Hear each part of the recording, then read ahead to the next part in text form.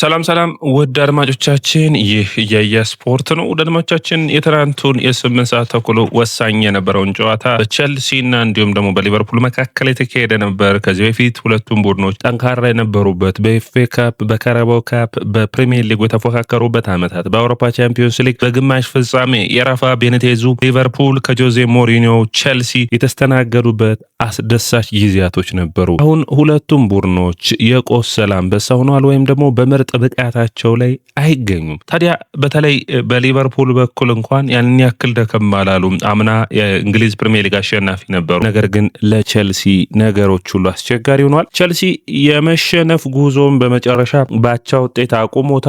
ሁለት የእንግሊዝ ፕሪሚየር ሊግ ጨዋታዎችና እንግዲህ ቼልሲ የሚቀረው አንድ የኤፍኤ ካፕ የፍጻሜ ጨዋታ ነው። በሚቀጥለው ሳምንት ቅዳሜ በዌምብሌይ ለፍጻሜ ከማንቸስተር ሲቲ ጋር የሚጫወት ይሆናል። ታዲያ በደረጃ ሰንጠረዡ ላይ ሊቨርፑል አሁን 59 ነጥብ ይዞ አራተኛ ይገኛል። አምስተኛ አስቶን ቪላ ነው በ58 ነጥብ። እንግዲህ በመጨረሻ 9ኛ ላይ ቼልሲን እናገኛለን በ49 ነጥቦች። ይህ እንግዲህ ደረጃ ሰንጠረዥ ኤቨርተን ዛሬ የሚጫወተውን ጨዋታ ማሸነፍ የሚችል ከሆነ ወደ 10ኛ የመውረድ አጋጣሚ ሊያጋጥመው ይችላል ለቼልሲ።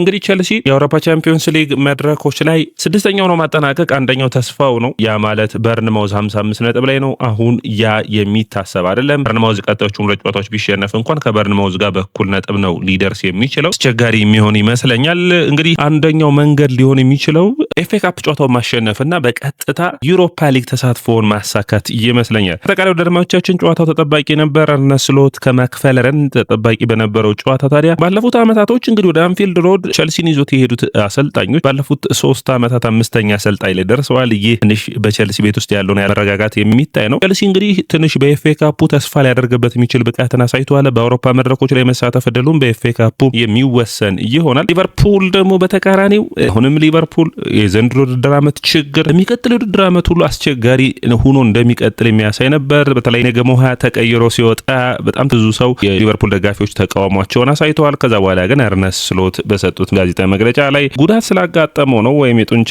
መሸማቀቅ አይነት ጉዳት ስላጋጠመው ጨዋታውን እንደማይጨርስ ስለተረዳውን የቀየርኩት የሚል አስተያየታቸውን ሰጥተዋል። አጠቃላይ እንግዲህ እንደ ቡድን ቼልሲም ሊቨርፑልም ምርጥ ብቃታቸው ላይ እንደማይገኙ በጨዋታው ላይ ታየበት ነበር። ነገር ግን በንይታ ቼልሲ ከባለፉት ጨዋታዎች የተሻለ ነበር። ሊቨርፑልም ከማንቸስተር ዩናይትድ ጨዋታ የተሻለ ነበር። በቼልሲ በኩል ተስፋ የሚደረገው ኮልቪልና ጄምስ ወደ ጨዋታ መመለሳቸው ነው። ይህንን ደግሞ በሚገባ የሚያዩት ቶማስ ቱሄል ናቸው ለእንግሊዝ ብሔራዊ ቡድን። እንዲሁም ደግሞ ቼልሲ ለቀጣይ ጨዋታ ላለበት ማለት ነው። እንግዲህ ግራያን ግራቨንበርግ አስደናቂ ጎል ከሊዮን ጎማ ያገኘውን ኳስ በሚገባ ማስቆጠር ቻለ። ፊሊፕ ዮርገንሰንን መውቀስ ይቻላል። ነገር ግን ትንሽ ራቅ ያለ ይመስለኛል። ቦት ኳሱን ለማስቀረ ፓንች አድርጎ ማስወጣት የሚችል ይመስለኛል። ከዛ ውጭ ቫንዳይክ እንግዲህ በሁለት አጋጣሚዎች ፖል መልሰውበታል። በጨዋታው ላይ ጥሩ ፐርፎርም ካደረጉ ተጫዋቾች ውስጥ አንዱ ቨርጅል ቫንዳይክ ነበር። በቼልሲ በኩል ኩኩሬላ ነበር እንግዲህ በሚገባ ሲበጠብጥ የነበረው። ማክፈለረን እቅድ ያለው የሆነ ነገር ለማሳካት የሚችል ቡድንን ሲያሰልፍ ታይቷል። ኩኩሬላን በተለይ ሊቨርፑል የቀይ መስመር ከርቲስ ጆንስን በሚገባ ለማጥቃት ሙከራዎችን ሲያደርግ ነበር። ታዲያ ይህ አጋጣሚ ኤንዞ ፈርናንዴዝ ያሻማው ኳስ በቀጥታ ወደ ጎልነት ተቀይሯል። ፎፋና ክኪን አድርጓል። ነገር ግን በቀጥታ ጎል እንዲሆን የሆነው አቅጣጫውን አልቀየረችም። ታዲያ የኮል ፓልመር ጎል እንዲሁም ደግሞ የከርቲስ ጆንስ ጎል ደግሞ በኦፍሳይድ ምክንያት የተሻሩ መሆናቸው የመረሳት የለበትም። ሰቦዝ ላይ ግብ ጠባቂ ያወጣበት አጋጣሚ የሚታወስ ነበር። አጠቃላይ ስለ ጨዋታው ስናስብ አንደኛው እንግዲህ ሪዮን ጎማን ነው የምናነሳው። ይህ የ17 ዓመት ታዳጊ በጣም አስገራሚ ብቃቱን አሳይቷል። በኮዲ ጋክፖና በሱ መካከል ያለው ልዩነት ራሱ በጣም ሰፊ ነው። ለደማቻችን ጎማ እያንዳንዱ እንኳን ሲይዝ ለማጥቃት ፍላጎት ያለው በሚገባ ተቃራኒ ቡድንን ማጥቃት የሚችል ተጫዋች ሆኖ ይታያል። ፍሎሪያን ዊርዝ በጨዋታው ላይ እንግዲህ አልነበረም። ያንን በሚገባ ተክቶ ተጫዋታው በ90 ደቂቃዎች ውስጥ 7 ድሪብሎችን የማድረግ አቅም አለው። ኒጉማ ጥሩ የሚባል ብቃት ላይ ነው የሚገኘው። እንግዲህ የቼልሲ ታዳጊ ውጤት እንደሆነ ይታወቃል። በጣም ጭቅጭቆችን ያስነሳ ዝውውር እንደነበርና በመጨረሻም ቼልሲና ሊቨርፑል በ2.8 ሚሊዮን ዩሮ እንደተስማሙ ይታወቃል። 18 ወራትን በሊቨርፑል ቤት አሳልፏል። ቼልሲ እንግዲህ አዲሱ የነዚህ ባለሀብቶች ችግር ነው ታዳጊዎችን እድል ያለመስጠት።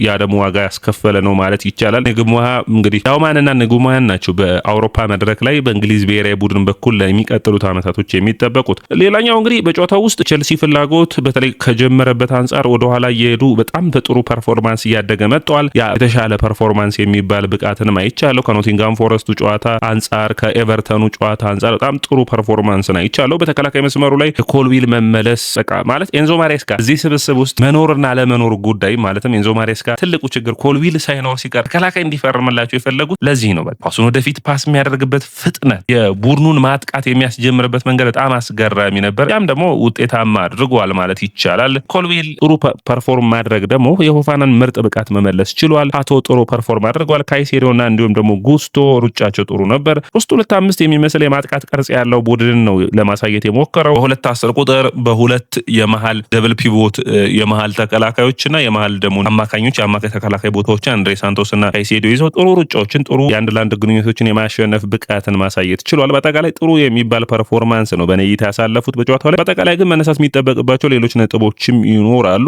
የኮልዊል መመለስ ቸልሲ ቤት ውስጥ የተለየ ሚና ይኖረዋል ብዬ አስባለሁ። በተለይ ለፍጻሜው ጨዋታ ለማንቸስተር ሲቲ በጣም ወሳኝ ነው የሚሆነው። ሪሺ ጄምስም ተመልሷል። የአማካይ መስመሩ ላይ ጥሩ ፐርፎርም ካደረጉ ተጫዋቾች ውስጥ አንዱ ነው። በሌላ በኩል እንግዲህ ሊቨርፑል አሁንም ራሱ ችግር ያለበት ቡድን ነው። የአማካይ መስመሩ ጥሩ ቢሆንም ማጥቃቱ ደካማ የሚባል ነው። ሊቨርፑል 18 ጎሎችን ከቆሙ ኳስ ተቆጥሮበታል። ይህ ደካማ የውድድር ዓመታቸው ሆኖ መነሳት የሚጠበቅበት ነው። የኮልዊል መመለስ ታዲያ እንግዲህ ከፊፋ የዓለም ዋንጫ በኋላ የክለቦች የዓለም ዋንጫ ለመጨረሻ ጊዜ ከተጫወተ በኋላ ላለፉት 10 ወራት ምንም አይነት ጨዋታ አላደረገም ነበር። ለእንግሊዝ ብሔራዊ ቡድንና እንዲሁም ደግሞ አሁን ለኤፍኤ ካፕ ፍጻሜ ጨዋታ ግን የዚህ ተጫዋች መመለስ በጣም ወሳኝ ነው የሚሆነው። ቸልሲ በኤሮፓ ሊግ የመሳተፍ እድል ነው የሚኖረው በተለይ ማሸነፍ የሚችል ከሆነ። ያለበዛ ቀጣዮቹን 2 ጨዋታዎች በተለይ ከቶተናምና ከሰንደርላንድ ጋር ነው የሚያደርገው። ወሳኝ ጨዋታዎች ናቸው። እነዚህን ጨዋታዎች ማሸነፍ ይችላል ወይ የሚለው ትልቁ ጥያቄ ሆኖ መቅረብ የሚጠበቅበት ነው። ኮልዊል እንግዲህ እኔ እይታ የኮልዊል ጥሩ ፐርፎርማንስ የፎፋናንም ድንቅ ብቃት ማውጣት የሚችል ነው። ፎፋና ዛሬ የተሻለ ነበር ከባለፉት ጨዋታዎች አንጻር። ኮልዊል የቆሙ ኳስ ጥንካሬው፣ የሚፋለምበት መንገድ፣ ኳሱን ወደፊት የሚወስድበት መንገድ በጣም ጥሩ የሚባሉ ሩጫዎችን ማያስደረግ የሚችል ነው። እንግዲህ ሊቨርፑል ማጥቃት 450 ሚሊዮን ፓውንድ ቢወጣበትም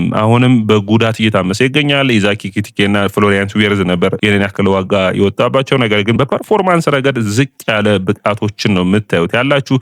ከዛ ውጭ ሊቨርፑል በጣም ችግር ውስጥ ነው ያለው። በኔ እይታ ብዙ አይነት ለውጦች ይፈልጉታል። አሁን የሚለቁ ተጫዋቾች ይኖራሉ። እነዛን የሚለቁ ተጫዋቾች በእነማን ይተካሉ? በኔ እይታ በዚህ ፍጥነት የክሎፕ ቡድን መፍረስ ነበረበት ወይ የሚያስብል ይመስለኛል። አማካይ መስመሩ ላይ አሁንም ችግር አለ። የተከላካይ መስመሩ ላይ ችግር አለ። የቀኝ መስመር ተመላላሽ ላይ እንግዲህ ጥሩ ሁኔታ ብዙ ቦታዎችን ይሸፍናል ተብሎ የመጣው የቀኝ ተመላላሺው ተጫዋች ማለት ነው በጥሩ ፐርፎርማንስ የሚሰለፈው ኮነር ብራድሊ ነው ለማሰለፍ ሙከራ ያደረጉት። ኮነር ብራድሊ በውድድር ዓመቱ በጉዳት አልነበረም። ይህ ቃትን ኮነር ብራድሊን በፍሪምፖንግ የመተካት ነበር። ፍሪምፖንግን የመስመር ተጫዋች አድርገው ነው የተጠቀሙት። አንዳንዴ ፍሪምፖንግ የመሃል በቦታው የሚሰለፍ የቀኝ ተመላላሽ ሳይኖር ሲቀር የግድ ፍሪምፖንግን መጠቀም እንጂ ከርቲስ ጆንስን ወደ መስመር ተጫዋች አድርጎ መጠቀም የተሻለ ነበር። ነገር ግን ጆንስን በዛ ቦታ ላይ ሲያሰልፉት ነበር፣ ነፃ ሚና ያገኝ ነበር። ታዲያ ኩኩሬላ በሚገባ የቸልሲ ቡድን ጠቅላላ በኩኩሬላ በኩል ነበር የሚያጠቃው። ጎልም አግኝቶ የተሻረበት አጋጣሚ ነበር። ይህ በግልጽ የሚያሳይ ነው የሚሆነው። ሊቨርፑል አማካይ መስመሩ ማደስ ይጠበቅበታል። የተከላካይ መስመሩ እንኳን ጀርሚ ጃኬትና ሊዮኒ ይመጣሉ። የግራ መስመሩ ላይ ሮበርትሰንን በሲሚካስ መተካት የሚቻል ይሆናል። የቀይ መስመር ተከላካይ ግን ማስፈረም አንዱ ትልቁ ዓላማቸው ነው የሚሆነው። በብራድሊ ጉዳት በዚህ መቀጠል የሚችሉ አይመስለኝም። የአማካይ መስመሩ ላይ የሚገኙ ተጫዋቾች ውስጥ ግራቨንበርግ እና እንዲሁም ደግሞ ያው በውድድር ዓመት ወጥ ፐርፎርማንስ ያለው አንድ ሰው ቦዝ ላይ ብቻ እንደሆነ ምንም መረሳት የለበት። ስለዚህ እነዚህ ሁኔታዎች ላይ ለውጦች ያስፈልጋሉ።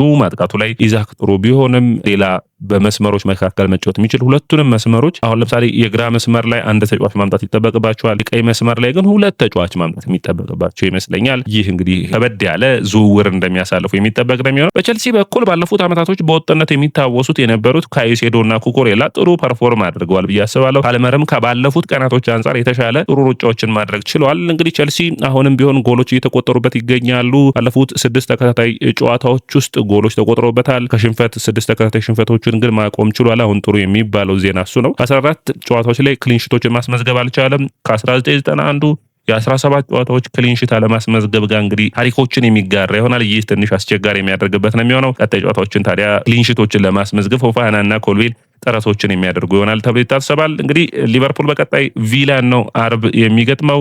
በተቃራኒው ቸልሲም የፍጻሜ ጨዋታ አለበት። በፍጻሜ ጨዋታ የሚገጥመው ደግሞ ማንቸስተር ሲቲ ነው። እንግዲህ ተጠባቂ ጨዋታ ይሆናል። ወደ አድማጮቻችን የያ ስፖርት ላይክ፣ ሼር፣ ኮሜንት፣ ሰብስክራይብ ማድረጋችሁን አትርሱ።